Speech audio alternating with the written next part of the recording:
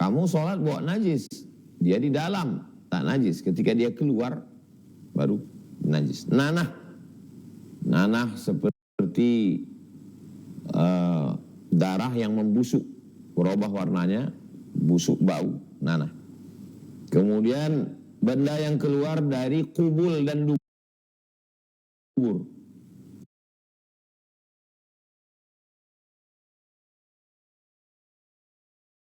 Kubul yang dari depan,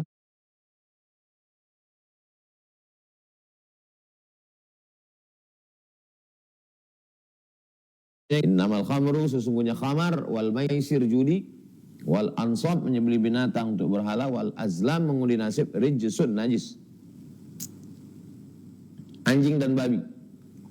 Hurriman alaikumul maitatu waddamu walahmul khinzir. Nah, ini benda yang mesti disucikan. Lalu kemudian cara mensucikannya, cara toharohnya, ada namanya najis mughallazah, najis yang berat. Idza walaghal kalbu fi ina'i ahadikum, ini bejana tempat air minum. Tiba-tiba datang anjing menjilat. Fa'ahriquhu, tumpahkan. Ada ember, mangkok, tumpahkan semuanya, lalu disiram dengan 7 air. 7 siraman. Salah satunya dengan air tanah. Diambil tanah, campur dengan air, masukkan ke botol, goncang, disiramkan. Misalnya kita dijilat anjing, tidak bisa hanya sekedar wudu, tidak bisa. Ini mughallazah. Maka disiram dengan 7 air, 7 siraman, satunya dengan air bercampur tanah, habis itu siram 6 kali lagi.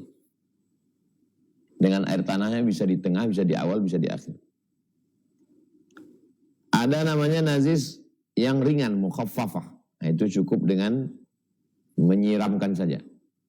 Misalnya kena kencing, ini cukup disiram bersih dengan air mensucikan. Kemudian ada lagi namanya najis mutawassithah. Nah, ini najis yang pertengahan. Lalu kemudian beristinja. Dalam Islam tidak bisa masalah cebok, masalah bersuci ini kaitannya nanti dengan sholat. Tidak sah sholat kita kalau tidak benar cara bersucinya.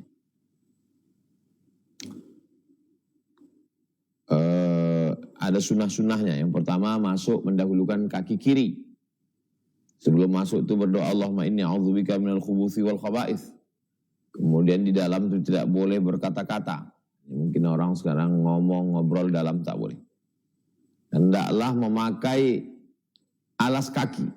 Pakai sepatu atau pakai sendal. Kalau dulu ada terompah kayu. Di Mesir saya sempat masih pakai terompah kayu disediakan di. Lalu kemudian jauh dari orang karena baunya. Lalu kemudian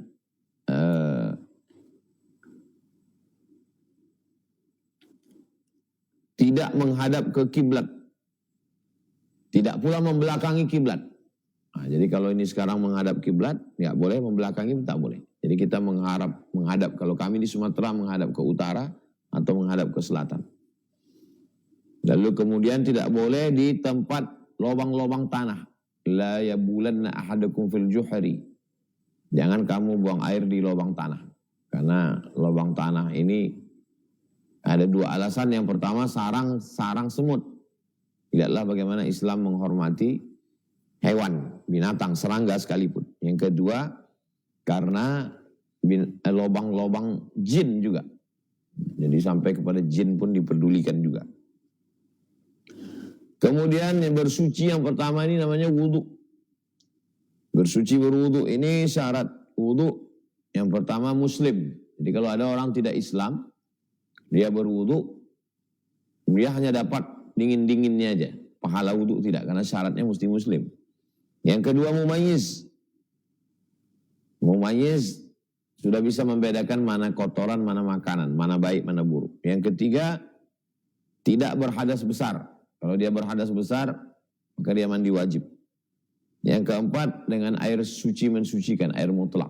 Air hujan, air sungai, air laut. Tidak ada yang menghalangi sampai air ke kulit.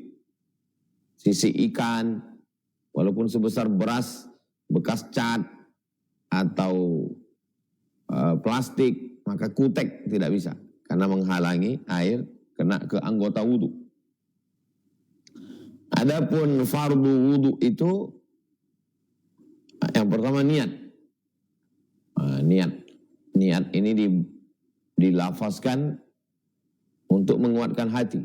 Nawaitu raf'al hadatsil asghari listibahati sholati fardu alayya lillahi ta'ala. Kalau tidak bisa pakai bahasa Indonesia, saya berniat berwudu untuk menghilangkan hadas lillahi ta'ala. Kemudian yang kedua membasuh muka. Jadi berniat ketika air disiramkan ke muka. Bismillahirrahmanirrahim. Pasang niat. Nah. Yang ketiga membasuh kedua tangan. Idza kuntum ila sholati faghsilu wujuhakum, basuh muka. Dari mulai batas tumbuhnya rambut sampai ke bawah.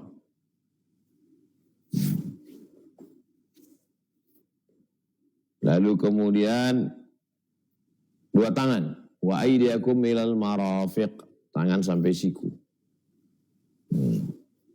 Tangan sampai siku. Kemudian mengusap kepala. Wamsahu bi ru'usikum, usap kepala. Dalam mazhab Maliki semua kepala, dari depan sampai ke belakang, sampai ke depan lagi, nyambung ke telinga.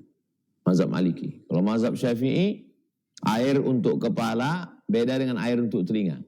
Jadi kepala sedikit saja diubun,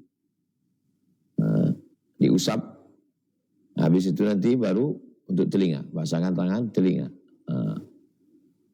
Mazhab Syafi'i 3 kali. Kemudian membasuh kedua telapak, membasuh kaki sampai mata kaki, celah-celah jari. Jangan sampai tumit kena. Kemudian tertib itu artinya berurutan.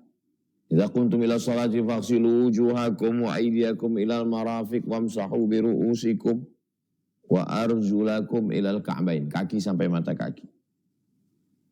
Adapun sunatnya membaca basmalah. Nah, itu sunatnya. Bismillahirrahmanirrahim. Yang kedua membasuh telapak tangan, cuci tangan dulu. Kalau kemudian berkumur-kumur, ambil air kumur-kumur. Mungkin ada bekas makanan, kotoran. Kemudian memasukkan air ke hidung, ke mulut, langsung ke hidung. Kumur-kumur, langsung ke hidung. Lalu kemudian mengusap kepala.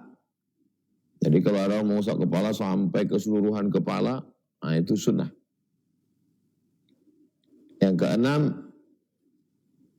mengusap telinga bagian luar dan dalam. Bagian dalam telinga nih,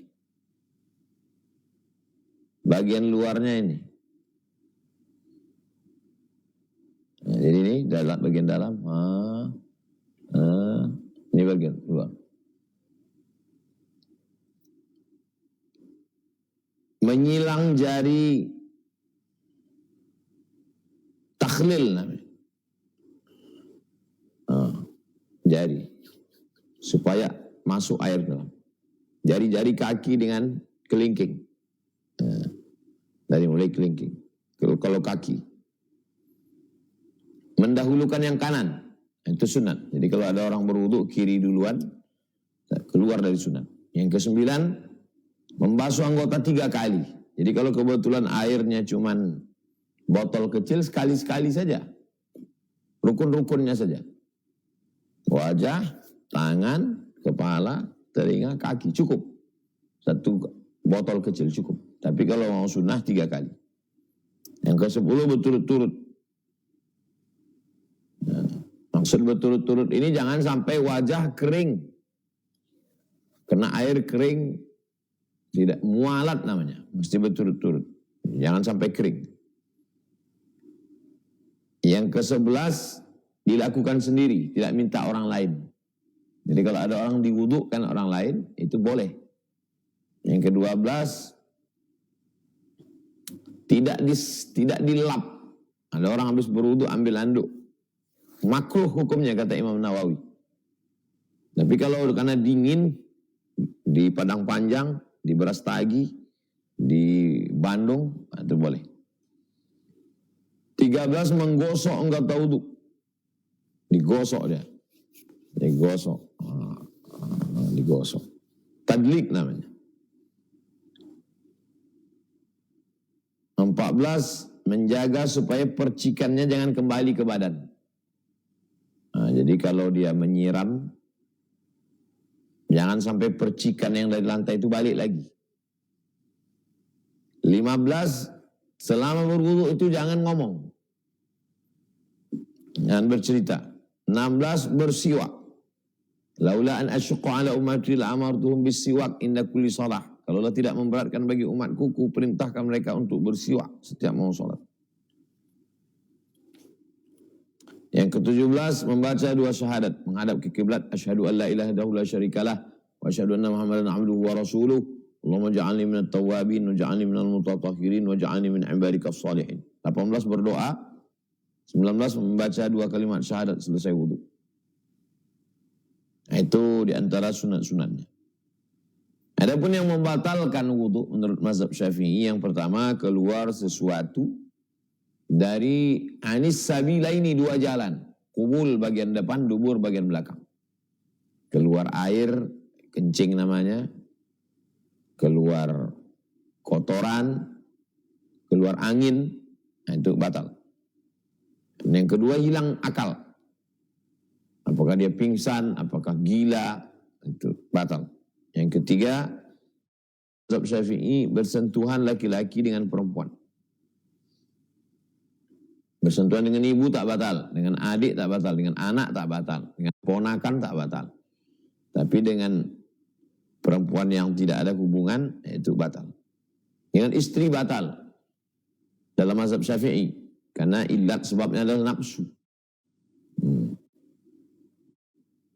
4, menyentuh kemaluan atau dubur dengan telapak tangan. Gatal atau ada sesuatu kena kemaluan dan dubur telapak tangan, batal. Mazhab Syafi'i. Ini tentang masalah wudu. Lalu kemudian di antara bagian juga dari pembahasan toharoh bersuci adalah mengusap, menyapu, mengusap sepatu khuf.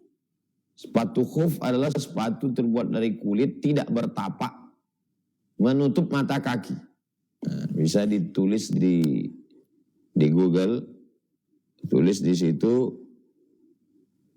al-khuf, alif lam kha fa, masul khuf, dari kulit, tertutup mata kaki. Kalau musafir 3 hari 3 malam boleh tidak dibuka. Kalau mukim di rumah sehari semalam. Musim dingin takut kena air, maka kaki itu ditutup dengan sepatu khuf. Nanti ketika berwudu, wajah kena air, tangan kena air, kepala kena air, telinga kena air, pas kaki diusap saja bagian atas. Namanya masul khuffain. Syarat mengusap khuf itu, kedua sepatu itu dipakai sesudah suci. Nah, jadi kalau saya malam ini mau pakai khuf, saya berwudu dulu. Berwudu, kaki saya bersih, habis itu saya pakai khuf. Nanti malam kalau saya mau tahajud, maka saya berwudu dan pas kaki tidak disiram, cukup diusap saja. Kedua sepatu mesti panjang, menutupi bagian kaki yang wajib dibasuh, dari tumit sampai mata kaki. Yang ketiga, kedua sepatu itu kuat, dipakai berjalan jauh dan terbuat dari benda yang suci. Adapun yang membatalkan mengusap sepatu ini, kalau keduanya atau salah satu dari sepatu itu terbuka, sobek, koyak. Yang kedua, habis masa yang ditentukan. Kalau dia mukim sehari semalam, musafir 3 hari 3 malam. Yang ketiga, kalau dia berhadas besar. Nah, misalnya mohon maaf dia berhubungan dengan istrinya, maka dia mesti mandi wajib, maka mesti dibuka. Berikutnya adalah di antara pembahasan taharah mandi wajib. Sebab-sebab menyebabkan orang mandi wajib, yang pertama jima, mohon maaf, berhubungan. Apakah keluar spermanya atau tidak? Jadi kalau dia berhubungan, idza iltaqal khitanani faqad wajabal ghusl. Kalau ketemu dua khitan, laki-laki dan perempuan, maka wajib mandi. Wa illam yunzil, walaupun tidak keluar spermanya. Yang kedua adalah orang yang wajib mandi kalau mohon maaf keluar sperma. Apakah karena mimpi atau karena sebab lain, maka dia wajib mandi. Mandi wajib, mandi besar, mandi junub. 3 istilah untuk satu makna. Yang ketiga mati. Jadi orang Islam yang meninggal dunia itu wajib dimandikan. Maka ada fardu kifayah namanya. Mengkafankan, memandikan, mengkafankan, menyolatkan, menguburkan. Wajib bagi umat Islam. Kalau tidak dilakukan satu negeri, itulah maka orang yang mu'alaf masuk Islam itu diisytiharkan di masjid beramai-ramai. Supaya jangan sampai jenazahnya diambil saudaranya yang belum Islam. Yang keempat, mohon maaf, menstruasi. Jadi selesai haid, maka perempuan mandi. Yang kelima, nifas. Itu habis melahirkan anak. Habis masa nifas, mandi bersih. Adapun rukun mandi itu 2 saja. Yang pertama niat. Nawaitu raf'al hadatsil akbari an jami'il badani fardu alayya lillahi ta'ala. Bahasa Indonesia, saya niat mandi wajib karena Allah Ta'ala. Mengalirkan air ke seluruh tubuh dari ujung rambut sampai ke ujung kaki. Adapun sunat-sunatnya, 1 membaca Bismillahirrahmanirrahim. Sebelum mandi itu berwuduk dulu. Seperti wuduk mau sholat. Lalu kemudian yang ketiga menggosok seluruh tubuh. Yang keempat mendahulukan yang kanan. Kaki kanan dulu. Bagian badan sebelah kanan. Berturut-turut. Ada dalam Islam ini toharah, bersuci, mandi sunat. Di antaranya mandi hari Jumat. Idza arada ahadukum ayyatiyal jumu'ata falyaghtasil. Kalau kamu mau sholat Jumat, mandi. Jadi sejorok-joroknya, sekotor-kotornya orang Islam, paling tidak hari Jumat dia mandi. Nah, jadi jangan menilainya sekarang. Sekarang orang udah pada bersih. Bayangkan 1400 tahun yang lalu. Ada orang yang tak mandi berbulan-bulan. Nah, maka dalam Islam itu mandi. Yang kedua mandi hari raya. Rata-rata setiap pertemuan itu pasti disunatkan mandi. Idul Fitri, Idul Adha, hari Jumat, berkumpul dengan orang banyak, pasti disuruh mandi. Yang ketiga, orang gila sembuh. Sembuh dari gila, itu dia mandi sunat. Kemudian ketika akan melaksanakan ihram, makanya mandi di Ji'ranah, di Bir Ali, di Tan'im, di Hudaybiyah mandi. Mandi setelah, yang kelima setelah memandikan jenazah. Jadi kalau pulang dari memandikan jenazah, sunat untuk mandi di rumah. Di antara hikmahnya menjaga kebersihan. Secara psikologis mungkin terngiang-ngiang kalau udah mandi fresh, bersih. Yang keenam, mandi orang kafir setelah masuk Islam. Nah, jadi mu'allab itu setelah kita syahadatkan, pulang, itu kita ajarkan, anjurkan untuk mandi. Di antara pembahasan taharah bersuci juga adalah tentang tayamum.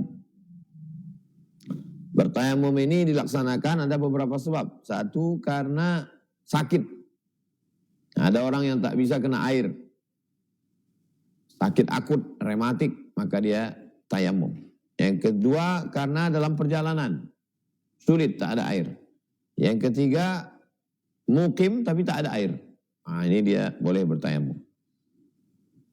Syarat orang bertayamum sudah masuk waktu sholat. Jadi kalau di Riau sholat zuhur jam 12.15, jam 12 belum boleh tayamum.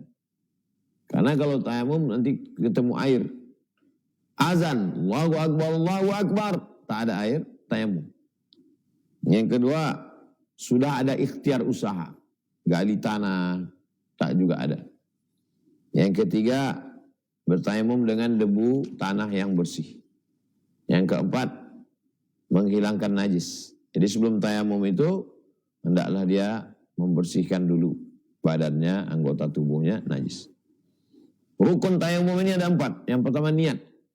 Nawaitut tayamum, saya berniat tayamum, apakah untuk menghilangkan hadas atau menghilangkan hadas besar atau hadas kecil. Yang kedua mengusap wajah dengan tanah. Yang ketiga mengusap kedua tangan sampai ke siku menurut mazhab Syafi'i. Yang keempat tartib. Tartib artinya berurut-urutan. Jangan tangan dulu baru wajah. Jadi tanah yang bersih suci diletakkan di atas nampan atau di atas koran atau di atas atau langsung ke tanah, dipukulkan. Setelah dipukul ditepukkan, dihembus ke wajah. Debu yang dikelingking ini untuk bagian ini, yang kelingking ini untuk bagian depan. Sini loh. Sekali saja. Sekali. Pukulkan. Tepuk, hembus. Bagian yang ini di awal sini. Lalu kemudian untuk tangan. Pukulkan. Lepaskan jam tangan. Lepaskan cincin-cincin yang menutupi. Pukulkan. Tepuk. Hembus. Debu dibagi 3. 1 bagian ujung. Pangkal. Ujung. Pangkal. 3.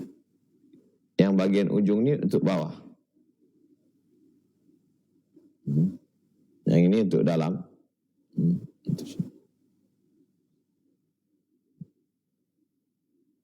Sekali. Wajah sekali, tangan sekali.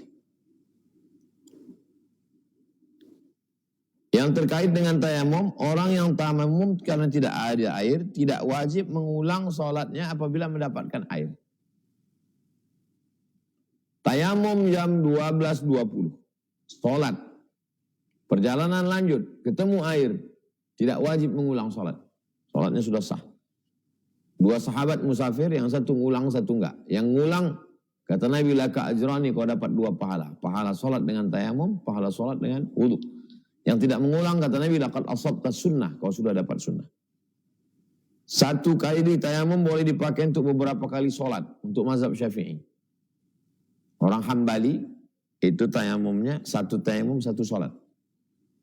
Ya, mereka membawa batu, masuk ke dalam tas, sholat tarawih. Di sampingnya ibu-ibu dari KBRI. Ibu-ibu ini nanya, Ustaz tadi saya sholat, saya lihat ada orang bawa batu. Selesai salam dia tayamum lagi. Selesai salam dia tayamum. Oh, dia mazhab Maliki. 1 sholat, 1 tayamum. 3, tayamum boleh apabila ada luka atau karena hari sangat dingin. Ada luka tangan. Banyak kadang orang luka di tangan. Luka, lalu dibalutnya luka, habis itu dia wudhu. Nah, ini dia belum ngaji. Jadi kalau ada luka, tidak bisa kena air, maka dia tayamum. Kalau berwudhu malah tidak sah wudhunya. Karena air tidak masuk ke dalam. Kalau tayamum karena darurat.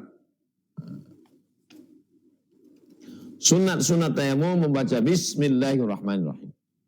Menghembus tanah dari tapak tangan, itu sunat. Supaya tanahnya itu menjadi tipis, tidak tebal. Yang ketiga membaca 2 kalimat syahadat selesai tayamum. Asyhadu an la ilaha illallah wa syarikalah wa asyhadu anna Muhammadan abduhu wa rasuluh. Allahumma ja'alni minat tawwabin, ja'alni minal mutatahhirin, ja'alni min ibadikas shalihin. Yang membatalkan tayamum, semua yang membatalkan wudu sama membatalkan tayamum. 2, ketemu air. Jam 12.20 tayamum. Selesai tayamum, hujan lebat, batal tayamum. Segera berwudu.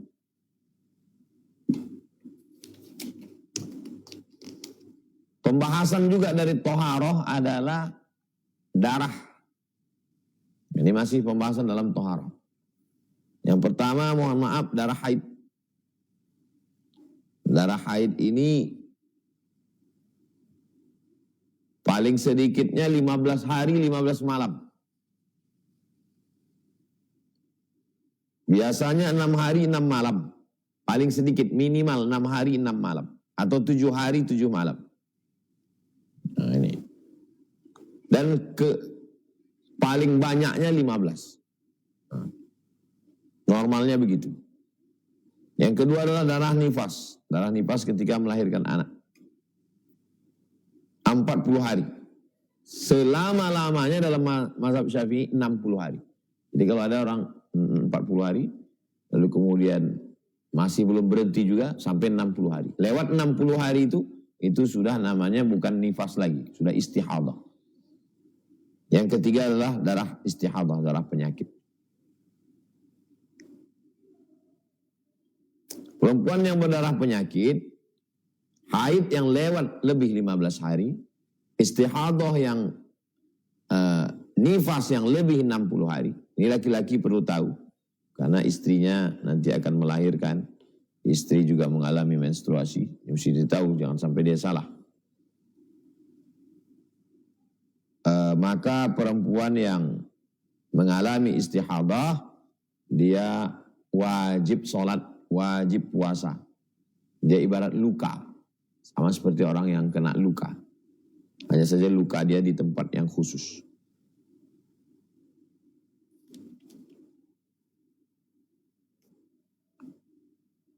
Yang dilarang ketika orang sedang berhadas, tidak boleh sholat, tidak boleh tawaf, tidak boleh menyentuh, membawa, mengangkat Al-Quran. Lalu kemudian yang dilarang bagi orang yang junub, tidak boleh sholat, tidak boleh tawaf, tidak boleh menyentuh, membawa, mengangkat Al-Quran, tidak boleh membaca Al-Quran. Tidak boleh berhenti berdiam di dalam masjid. Ini menurut mazhab Syafi'i. Yang dilarang karena hadas, haid, dan nifas. Sholat, tawaf, menyentuh dan membawa Al-Quran, berdiam dalam masjid, puasa, tak boleh. Suami haram hukumnya menalak istri yang sedang haid atau sedang nifas. Tunggu dulu, habis haidnya, habis nifasnya. Na'udzubillah. 7. Suami istri haram bersetubuh ketika dalam keadaan haid atau nifas.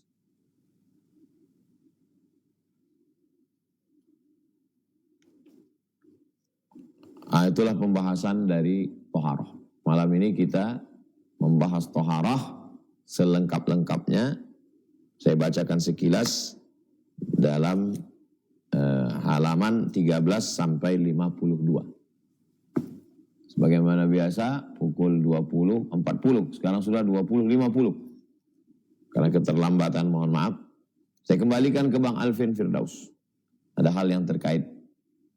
Mudah-mudahan bermanfaat. Terima kasih. Assalamualaikum warahmatullahi wabarakatuh. Waalaikumsalam. Luar biasa.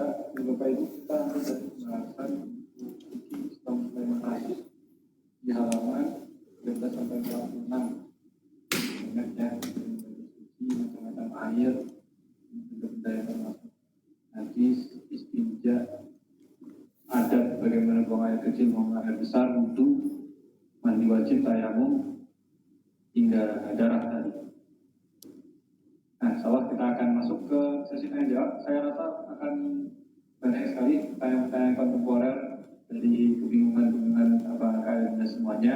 Ini saya catat sudah banyak sekali pertanyaan-pertanyaan. Ini sudah saya coba kelompokkan, mulai dari pertanyaan tentang wudu, tentang bagaimana kencing, bagaimana adat kencing dan lain sebagainya. Insyaallah kita akan sama-sama diskusikan ya Bapak Ibu semuanya. Tapi sebelum itu kami mengajak Bapak Ibu semuanya, solihin solihat yang sudah bergabung, yang masih bergabung di Hijrah Bersama UAS ini, untuk kita sama-sama ikut berwakaf atas nama orang tua di program Wakaf Anak Soleh untuk pembangunan Pondok Pesantren Az-Zahra. Dan sebenarnya kami mengucapkan terima kasih jazakumullah khairan katsir untuk semuanya sudah berkontribusi. Alhamdulillah per hari ini, per tadi sore tadi sudah tahap 4 lantai pondoknya. Kami mengucapkan Allahu fima ataita wa baraka fima ataita wa ja'ala laka tahura. Mudah-mudahan menjadi amal jariah yang Allah terima. Harta yang sudah disedekahkan, diwakafkan ini Allah ganjar dengan pahala terbaik. Semoga harta yang tersisa Allah lipat gandakan makin banyak Dan semoga dan wasilah wakaf ini Allah bersihkan dari segala dosa. Amin Allahumma amin. Nah, untuk sebelum kita mulai, saya izin untuk memutarkan video update terakhir ya Bapak Ibu dari pembangunan Pondok Pesantren Az-Zahra yang lokasinya di Ribu Panjang di Kampar, Riau. Assalamualaikum warahmatullahi wabarakatuh, Bapak Ibu, Abang, Kakak, Adik, sahabat hijrah bersama Ustadz Abdul Somad. Ini Selasa sore menjelang azan maghrib, sempat sebentar melihat progres terakhir penyelesaian asrama Ma'had Az-Zahra di Tahfidzul Quran 4 lantai. Lantai bawah itu dalam sudah mulai lantai, dan dinding dalam sudah mulai cat. Lantai 2, lantai 3, lantai 4 mulai dak atap atas. Insya Allah kita sama berharap mudah-mudahan pembangunan asrama 36 kamar ini selesai dan bisa menerima santri baru tahun 2024. Barakallahu fikum. Assalamualaikum warahmatullahi wabarakatuh.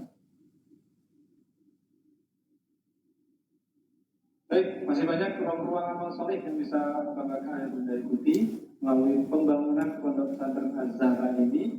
Bapak Ibu bisa langsung kontribusi dengan sedekah terbaiknya mulai dari Rp10.000. Rp10.000. Caranya bagaimana Bang? Klik link yang kami bagikan di kolom chat. Bang Umar boleh bagikan di YouTube ya. Ilham juga. Dukung @sidak.id/wais. Baik, langsung kita masuk ke sesi tanya jawab. Kita mulai dari kolom chat. Ini ada kurang lebih 3 pertanyaan. Pertanyaan pertama dari Ibu Khairul Nisa Tautar.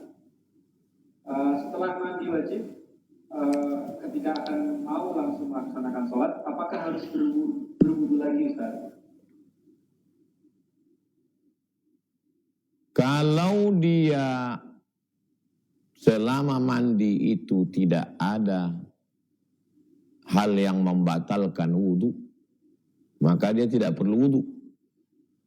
Karena ibarat membuat tangga dari kayu yang sudah dipaku lebih kuat daripada diikat.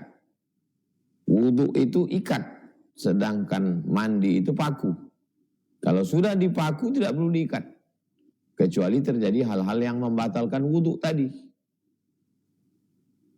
Kalau dia berwudu lagi setelah mandi, sunat. Kalau merasa tidak ada yang membatalkan dan dia tidak berwudu, sholatnya sah. Kalau dia berwudu lagi, wudunya itu sunat. Karena tajdidul wudu, memperbaharui wudu, hukumnya sunat. Wallahu a'lam bishawab. Baik, masih seputar wudu, Ustaz. Tadi kan Ustaz menyampaikan bahwa yang membatalkan wudu itu ketika keluar dari 2 lubang depan, lubang belakang. Kalau terkena najis, apakah itu membatalkan wudu juga, Ustaz?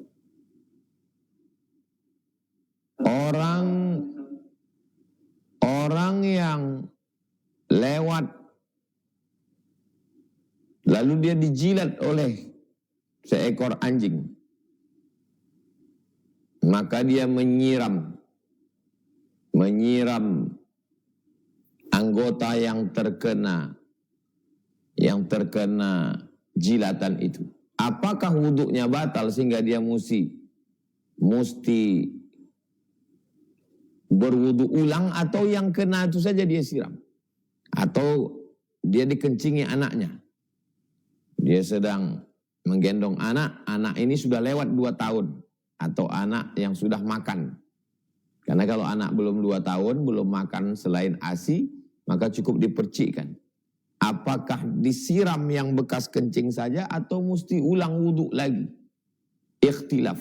Sebagian menyebut ulang, sebagian menyebut siram yang kena najis saja. Nah, jadi kalau begitu, kalau yakin, pegang mana yang yakin, pegang. Kalau saya ragu, maka kalau ragu, yang menghilangkan keraguanlah yang dipegang. Al-khuruju minal khilafi aula, keluar dari khilaf lebih utama. Oh, saya enggak ragu kalau saya ulang, ya ulang. Saya enggak ngulang, Ustaz, karena saya yakin, saya berilmu. Al-yaqinu la yuzalu bisyak, keyakinan tidak bisa dihilangkan dengan keraguan. Demikian, wallahu a'lam bishawab. Baik, selanjutnya dari Pak Amri Firdaus. Saya ingin bertanya, apa hukumnya kencing berdiri dan bagaimana cara mengajarkan anak supaya benar dengan kencing jongkok? Kencing dianjurkan sunnah menghadap. Kalau kita di Indonesia, dalam hadisnya, la tastaqbilul qiblata wa la tastadbiruha. Jangan menghadap kiblat, jangan membelakangi kiblat. Walakin syarriqu wa gharribu. Menghadaplah kamu ke timur, menghadaplah ke barat. Hadis itu tidak bisa dipakai di Indonesia. Karena kalau kita menghadap ke timur, berarti kita membelakangi kiblat. Menghadap ke barat, berarti kita menghadap kiblat. Hadis itu berlakunya di Madinah. Karena posisi Madinah di utara, posisi Makkah di selatan. Menghadap ke utara berarti membelakangi kiblat, menghadap ke selatan berarti menghadap kiblat, enggak boleh. Maka kata Nabi, menghadaplah ke timur atau menghadap ke barat. Nah ini, lalu kemudian apa tadi pertanyaannya Bang Alvin? Mengajarkan cara kencing jongkok ke anak. Secara kesehatan, mungkin secara medis dia lebih bisa menerima. Di dalam badanmu itu ada seperti mangkok. Kalau kamu berdiri, mangkoknya telentang, saringan, filter akuarium, telentang. Datang air kotor, disaringnya. Tapi kalau kamu berdiri, filternya telungkup, tidak berfungsi. Air yang masuk kotor. Buah pinggang mencuci air kotor, berat. Tapi kalau kamu jongkok, filternya telentang. Itu sudah pendidikan melalui sunnah. Penelitian orang zaman sekarang. Itu mengapa Nabi minum air zam-zam berdiri. Karena air zam-zam tidak perlu disaring. Itu juga mukjizat Nabi SAW. Nabi melarang minum berdiri. Kenapa dia minum air zam-zam berdiri? Karena air zam-zam bersih. Telentang telungkup nggak ngaruh. Mau berdiri nggak apa-apa. Itulah kehebatan Nabi SAW. Jadi kadang anak-anak remaja, kalau kita ajarkan dengan yang logis, dia lebih bisa menerima. Begitu juga dengan kita siapkan toiletnya yang jangan kita melarang dia berdiri, tapi di toilet kita sediakan WC berdiri. Apalagi itu makanya arsitek yang membangun masjid mesti ngerti fikih. Jangan membuat WC ngadap kiblat, membelakangi kiblat, WC berdiri. Karena diantaranya menyebabkan percikan. Percikan itu terkena sehingga menimbulkan was-was. Tapi secara umum larangan itu bermakna makruh, tidak sampai kepada haram. Wallahu a'lam bishawab. Baik, masih menyambung pertanyaan Ustaz. Di hadis itu kami membaca bahwa ada hadis yang berbunyi itu kebanyakan sebab siksa kubur adalah karena kencing. Hadisnya ngeri Ustaz. Ini maksudnya bagaimana Ustaz? Lima fa'alta hadza ya Rasulullah. Kenapa kamu melakukan ini wahai Rasulullah? Maksudnya kenapa kamu membelah pelepah korma dan menanamnya di dua kubur? Kata Nabi, innahuma la yu'adzabani wa ma yu'adzabani fi kabir. Dua orang yang ada di kubur ini kena azab. Mereka melakukan dosa. Wa ma yu'adzabani fi kabir. Tapi bukan karena dosa besar. Dosa yang pertama adalah yamshi bin namimah. Mengadu domba. Membawa-bawa cakap orang. Omongan si A tentang si B disampaikan oleh si C. Si B dengan si A kelahi gara-gara omongan si B. Yang kedua, lam yastanzih. Tidak cebok. Tidak toharoh. Dalam riwayat lain, lam yastabri. Tidak menutup diri ketika buang air. Di pinggir jalan. Kenapa azabnya begitu sadid? Karena kalau dia tidak cebok, berarti sholatnya tidak sah. Kalau dia tidak cebok, dia kotor, dia najis. Bernajis. Berefek kemana-mana. Ini juga menunjukkan bahwa dosa yang sekecil itu saja bisa berefek dosa luar biasa, apalagi dosa besar. Jangan menyepelekan perkara yang kecil. Karena orang terpeleset dari kerikil-kerikil yang kecil. Batu bukit besar berawal dari kerikil kecil. Demikian mu'alif. Wallahu a'lam. Baik, terima kasih Ustaz. Kita lanjutkan ke pertanyaan berikutnya dari Ibu Wafik Azizah Soleh.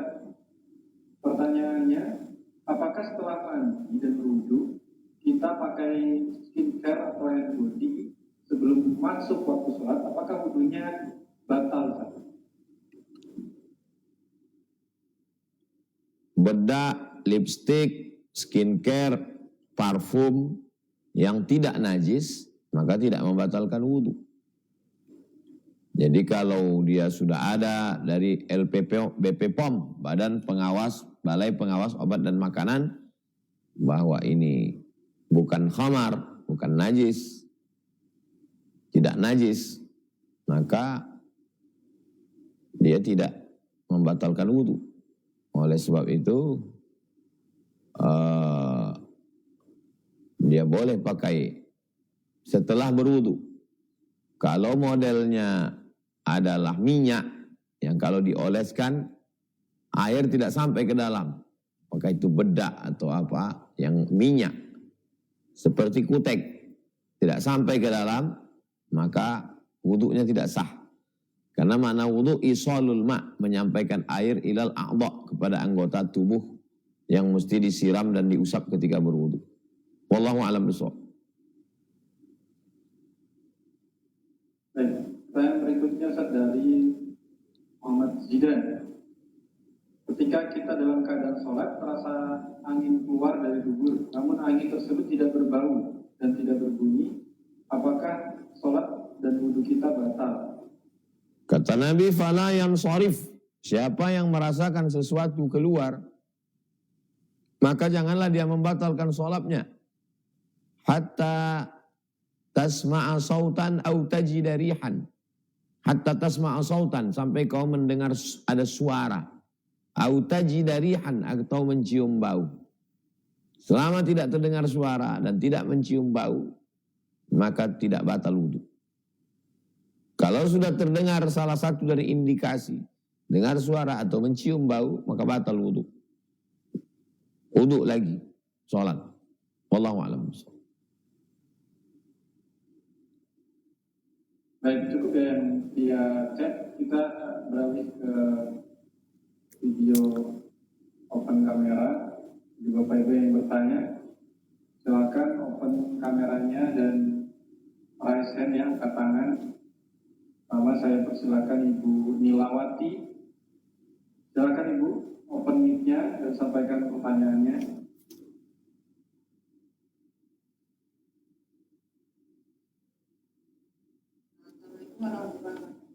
Waalaikumsalam warahmatullahi wabarakatuh.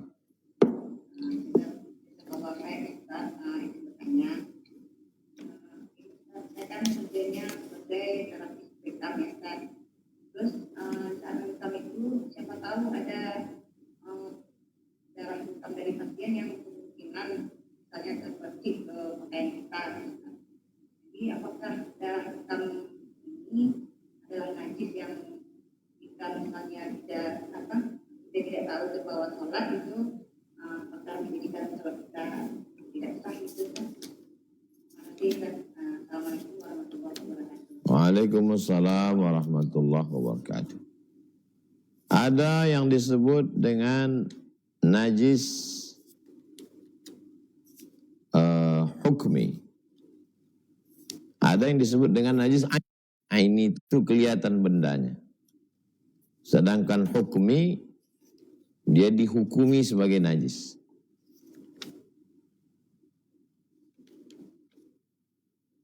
Jadi kalau dia sebesar ujung rambut, sebesar ujung jarum, maka disebut dengan ma'fu anhu, termaafkan.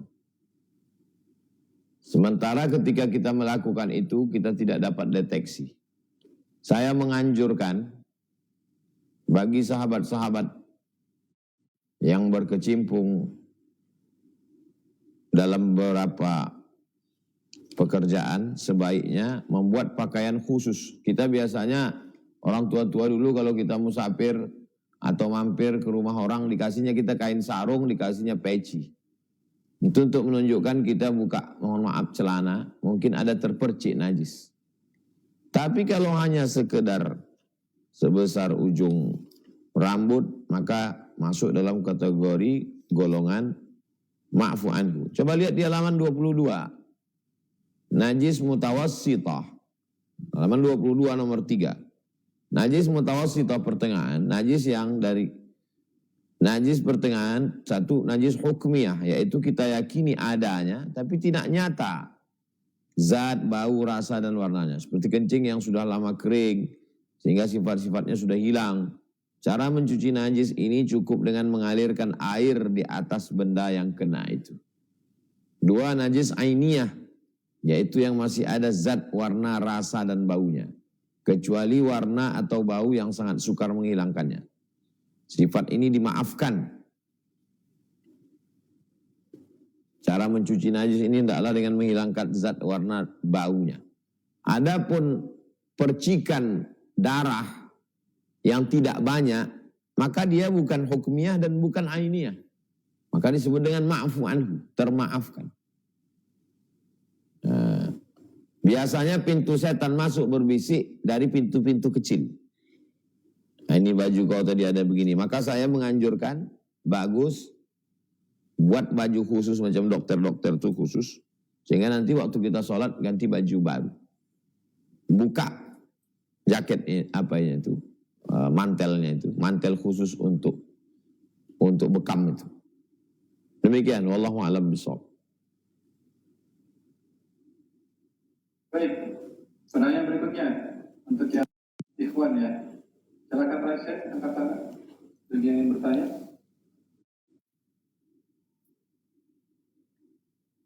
Pak Wahyudin. Kami persilakan Pak Wahyudin. Assalamualaikum Tuan Guru. Waalaikumsalam. Alhamdulillah bisa bertanya langsung. Bagaimana hukumnya kalau misalnya kita setelah menyambung sesuatu, misalnya pelawon kan pakai lem ya. Nah, terus kita udah bersih-bersih, kemudian wudhu, terus sholat. Nah, setelah sholat ternyata pas dilihat di tangan itu masih ada nempel lem gitu ya. Nah, apakah itu sholatnya harus diulang kembali? Tuan Guru, terima kasih. Assalamualaikum warahmatullahi wabarakatuh. Waalaikumsalam warahmatullahi wabarakatuh. Selesai kita sholat, kita lihat di siku ada bekas cat. Sementara siku masuk dalam anggota yang wajib rukun wudhu. Atau di tumit telapak kaki ada cat. Atau ibu-ibu di bawah ada bekas kulit ikan mas. Waktu tadi membersihkan kulit ikan nempel. Maka sebesar kulit ikan mas tidak masuk air wudhu, berarti wudhunya tidak sah. Begitu juga dengan lem ke tangan, maka waktu air disiram, airnya tidak masuk ke dalam. Begitu dikelupas lemnya, berarti kulit yang kena lem tadi tidak kena air wudhu. Maka wudhunya tidak sah. Kalau wudhunya tidak sah, sholatnya juga tidak sah. Karena syarat sahnya sholat, sah adalah berwudhu. Lalu sholatnya itu diulang lagi.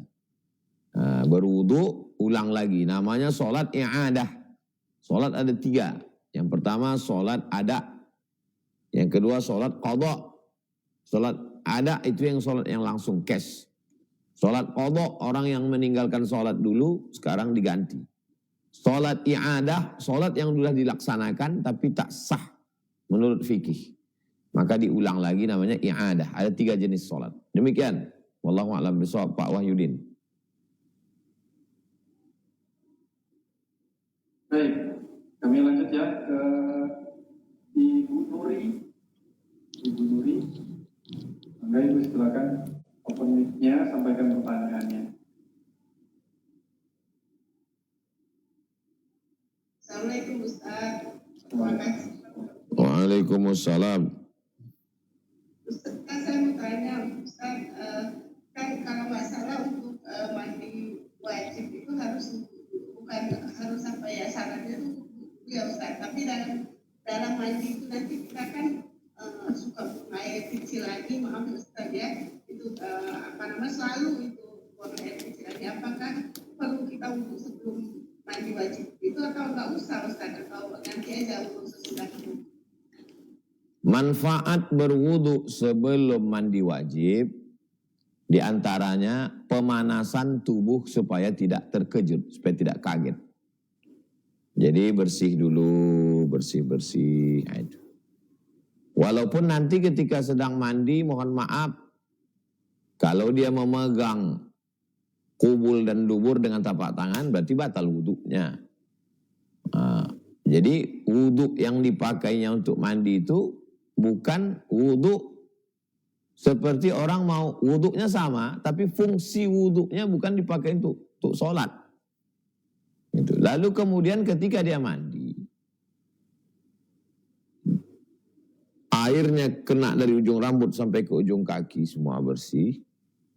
Berarti dia sudah suci. Waktu dia membersihkan badannya pakai handuk semua, dia tidak kentut, dia tidak ada keluar lagi dari dua jalan, tidak kencing, tidak BAB, tidak menyentuh, tidak ada yang melanggar, membatalkan wudhu, lalu dia sholatnya sah. Karena dia sudah keluar dari mandi. Tapi kalau selama mandi itu, setelah selesai kering, terjadi sesuatu yang membatalkan wudhu, maka tak bisa dipakai untuk sholat. Maka dia berwudhu lagi setelah mandi. Kalau sudah dia siramkan ke seluruh air ke badan, habis dia siram. Habis itu dia pun pakai anduk. Habis itu sholat dia, Allahu Akbar, sah. Tapi kalau udah itu tadi ada dia melakukan sesuatu atau kena sesuatu yang menyebabkan wuduknya batal, maka dia mesti berwuduk lagi. Kalau ragu Pak Ustadz, wuduk lagi. Karena dengan berwuduk itu menghilangkan keraguan. Wallahu a'lam bishawab. Baik, pertanyaan berikutnya dari Wan. Kami pilih.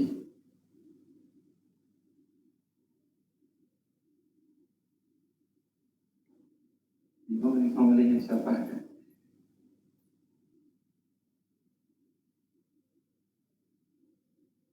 Dok Haris.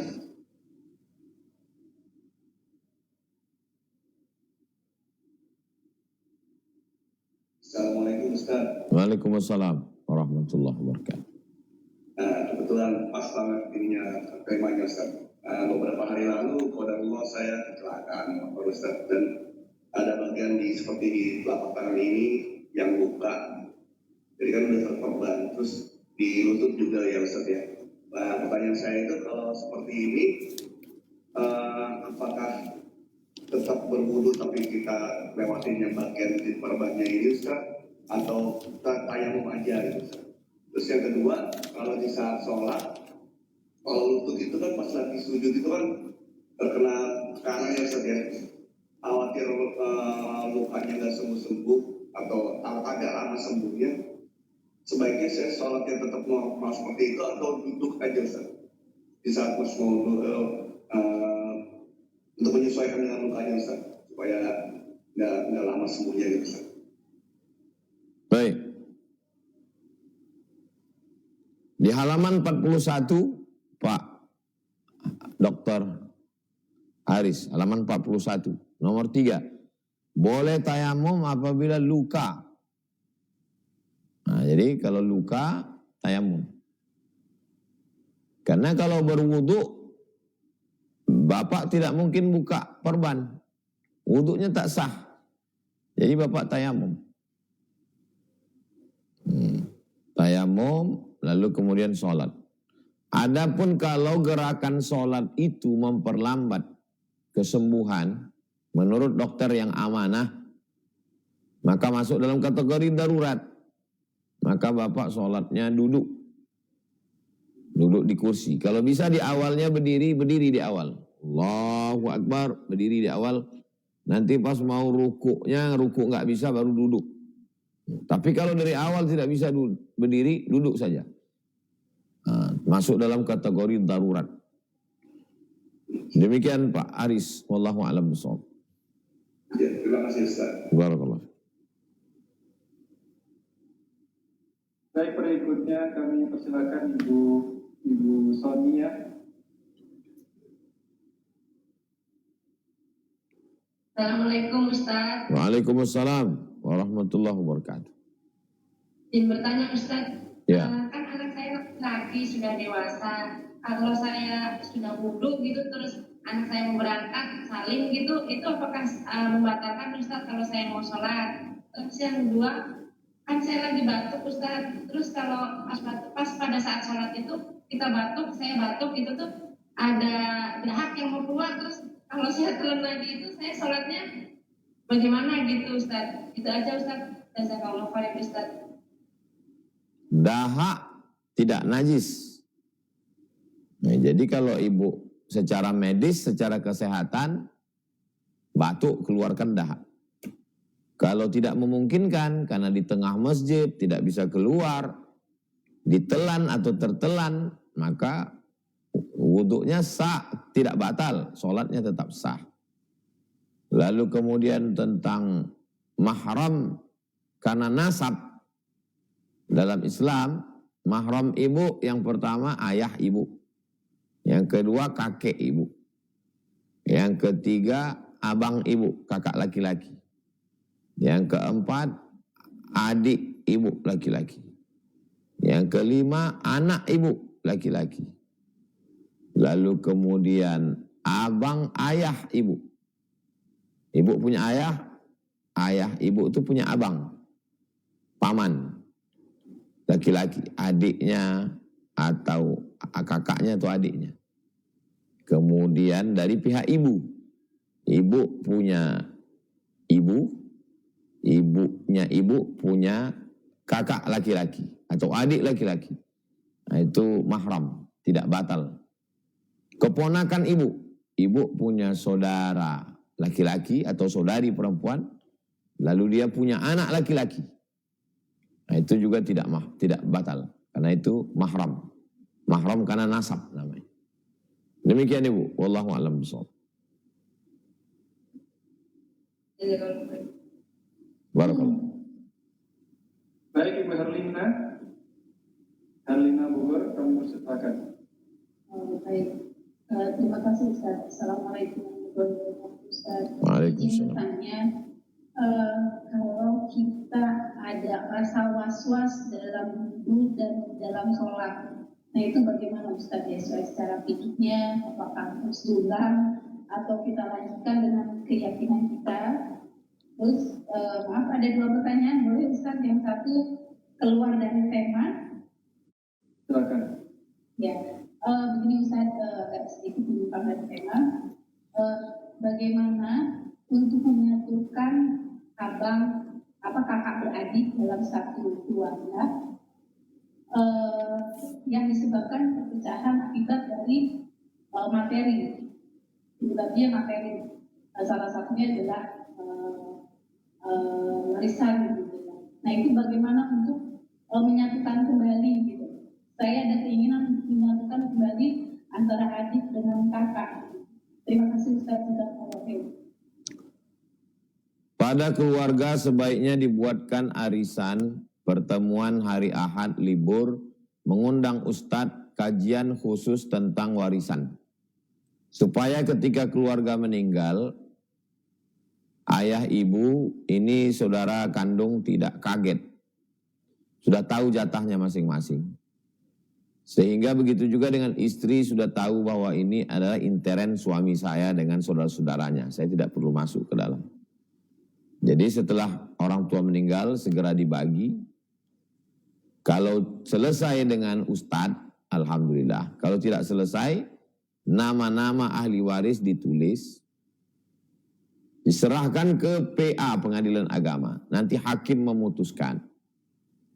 Si Anu dapat sekian karena anak. Si Anu tidak dapat karena cucu. Si Anu tidak dapat karena menantu. Si Anu tidak dapat. Nah itu begitu cara. Nanti hakim yang memutuskan siapa saja yang dapat dan berapa jatahnya. Nanti baru hartanya dipasangkan dengan memakai prosentase yang sudah ditetapkan hakim tersebut. Setelah orang dijelaskan jatahnya, maka dia insya Allah tidak sakit hati. Karena orang biasanya marah itu karena merasa hartanya dimakan saudaranya. Kalau sudah jelas, oh hak dia, jatah dia.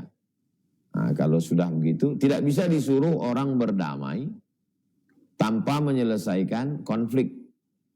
Jadi masalahnya itu masalah silaturahim, tapi itu hanya pemicunya saja. Intinya adalah masalah pembagian harta. Nah, jadi kepada jamaah jangan segan sungkan membuat satu kajian khusus keluarga tentang warisan. Kalau kita sedang sholat, kita ragu membaca Al-Fatihah, apakah sudah baca atau belum? Baca Al-Fatihah. Sholat zuhur, sholat asar karena sendiri. Baca lagi. Karena itu rukun. Ragu tentang tasbih. Kalau dia baca, sunat. Andai tidak dia baca, sudah sah. Selama ada tumakninah. Subhana rabbiyal azim wa bihamdi. Teruskan, jangan dibatalkan sholatnya. Kita sholat ini seperti orang bawa sepeda motor yang fokus. Kadang-kadang dia ngantuk. Seperti orang nyetir kadang-kadang. Ya bangun lagi. Suara itu membantu kita khusyuk. Allahu Akbar.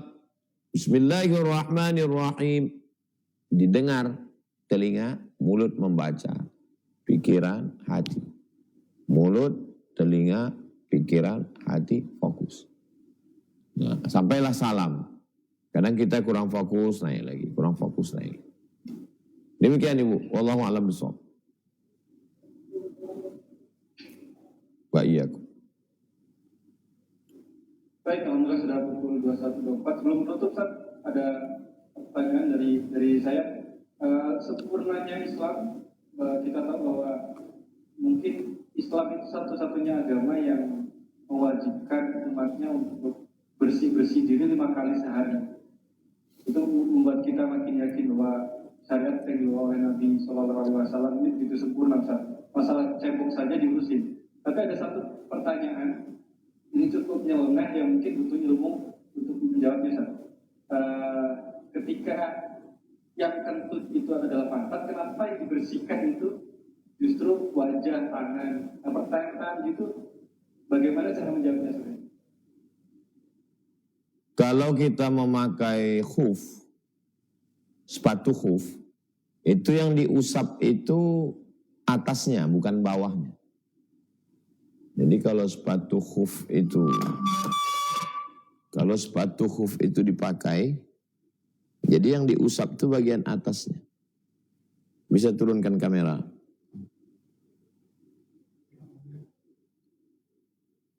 Sepatu khuf itu yang diusap pada bagian bawah, pada bagian atasnya. Kalau kita pakai sepatu khuf setelah disidak wajah, tangan, kepala, kaki, maka khuf itu yang diusap ini bagian ini.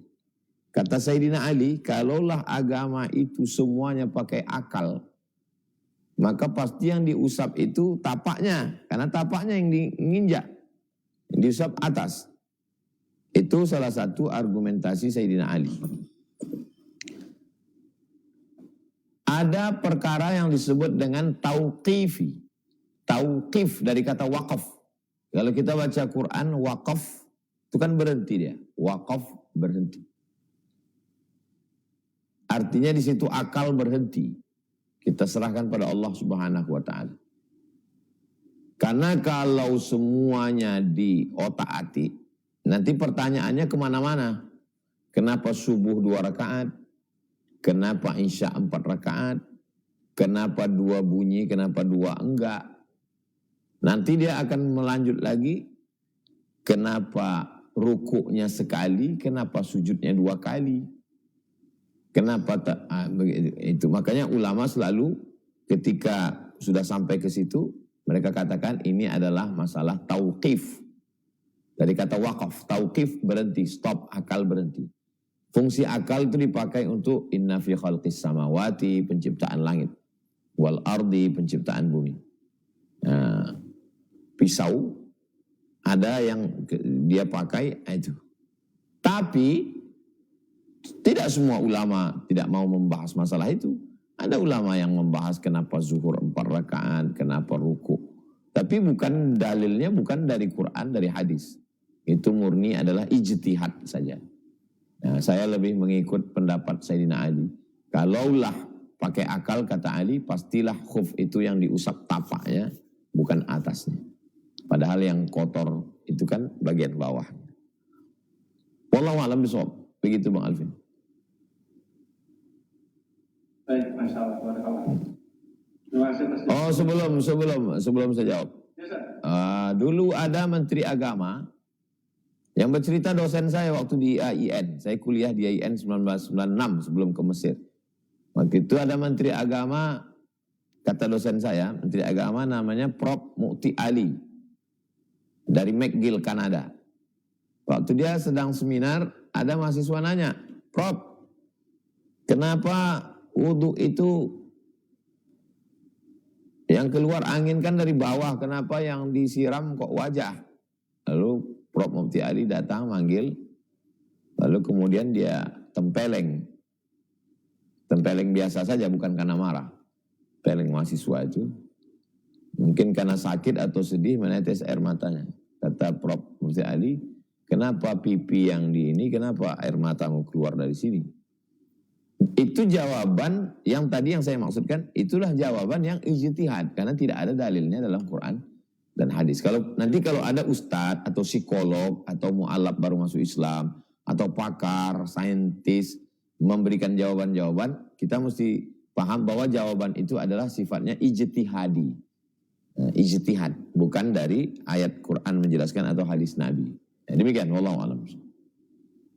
Baik, insyaallah. Terjawab Ustaz. Terakhir Ustaz, untuk menutup dari materi pada malam hari ini tentang taharah, ini ada kalimat untuk dari Ustaz. Apa itu Ustaz? Kita terus mengaji karena kaji tidak pernah berhenti.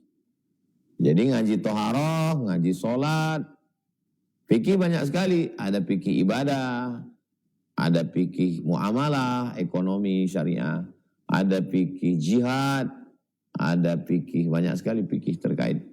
Makanya di Fakultas Syariah ada fikih jinayah, siasah politik dan lain sebagainya.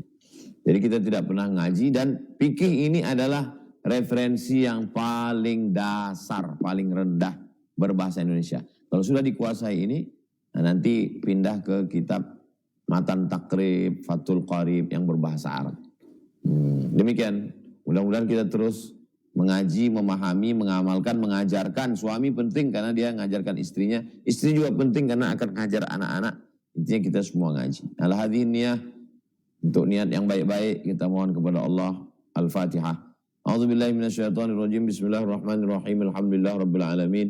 Ar-Rahmanirrahim. Maliki yaumiddin. Iyyaka na'budu wa iyyaka nasta'in. Ihdinas siratal mustaqim, siratal ladzina an'amta 'alaihim ghairil maghdubi 'alaihim waladdallin. Amin. Allahumma 'allimna ma yanfa'una. Ajarkan pada kami ilmu yang bermanfaat untuk kami. Wanfa'na bima 'allamtana, ilmu yang sudah kau ajarkan pada kami buat dia berguna untuk kami. Allahumma inna na'udzubika min ilmin la yanfa', jauhkan kami dari ilmu yang tidak bermanfaat. Wa min qalbin la yakhsha', jauhkan kami dari hati yang tidak takut. Wa min nafsin la tashba', jauhkan kami dari nafsu yang tak pernah kenyang. Wa min du'ain la yusma', jauhkan kami dari doa yang tak dikabulkan. Rabbana hab lana minas shalihin, jadikan anak kami anak-anak yang salih dan salihah. Rabbana taqabbal minna innaka antas samiul alim, terimalah amal kami.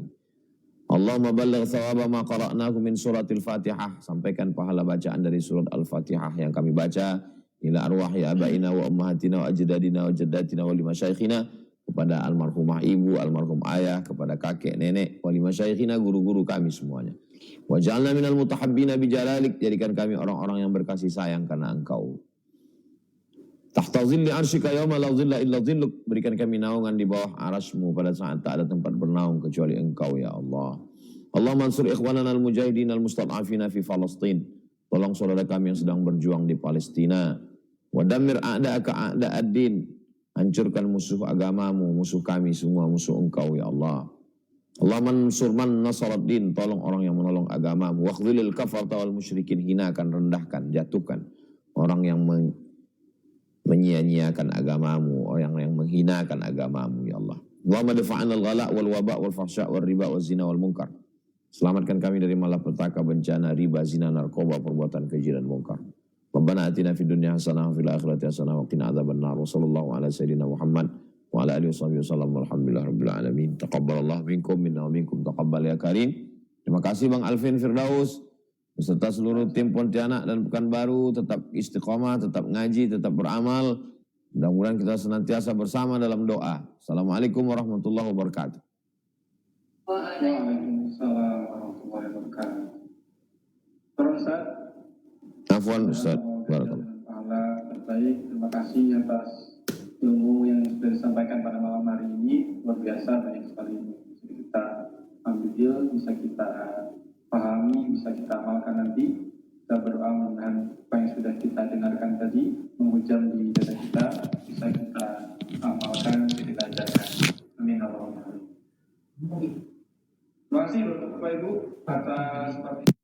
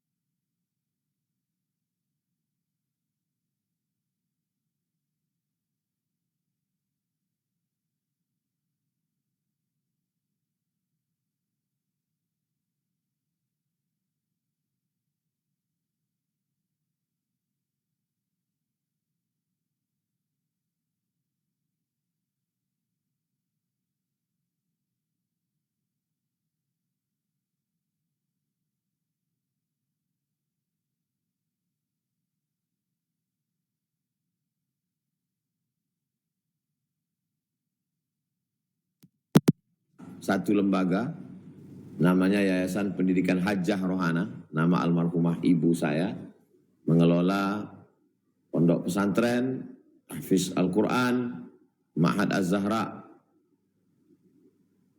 bisa disalurkan melalui rekening BSI Bank Syariah Indonesia atas nama Yayasan Pendidikan Hajjah Rohana. Nomornya 767 7777 227. Sekali lagi 767 7777 227 atas nama Yayasan Pendidikan Hajjah Rohana. Konfirmasi admin, klik link 3 Ustadz Abdul Somad.